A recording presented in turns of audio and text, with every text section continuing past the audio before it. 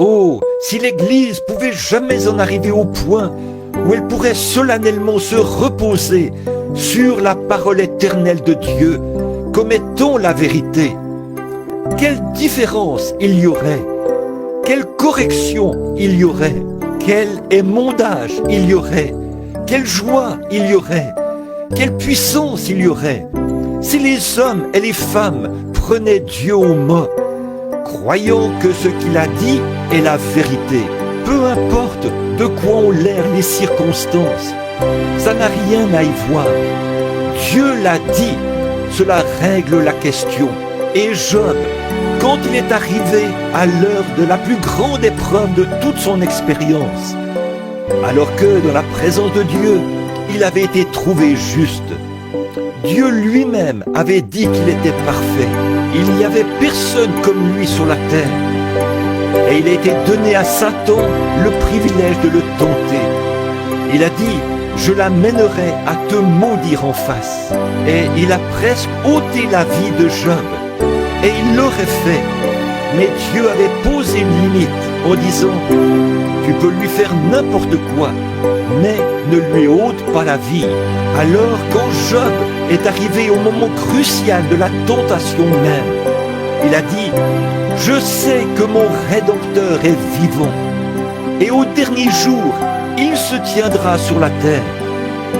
Quand les vers de ma peau détruiraient ce corps, de ma chair, je verrai Dieu. Peu importe combien cela paraissait sombre et combien cela paraissait invraisemblable, il y avait quelque chose sur lequel Job avait ancré son âme.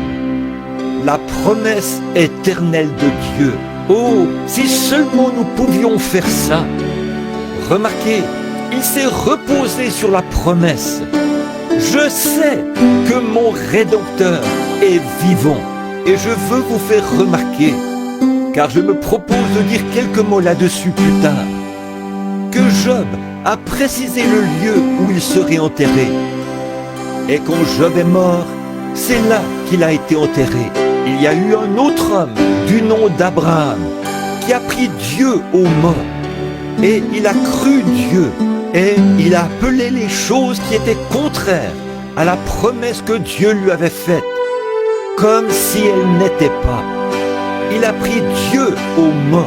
Et quand les jours ont passé, les semaines et les mois, et même les années ont passé, cela n'a pas déconcerté Abraham du tout. La Bible dit, il ne douta point par incrédulité au sujet de la promesse de Dieu.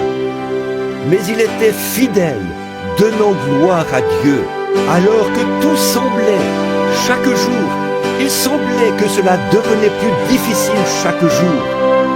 Plutôt que de devenir plus faible, Job devenait plus fort tous les jours. Oh, quelle assurance bénie nous avons quand il semble que des difficultés surviennent pour rendre impossible ce que Dieu a promis.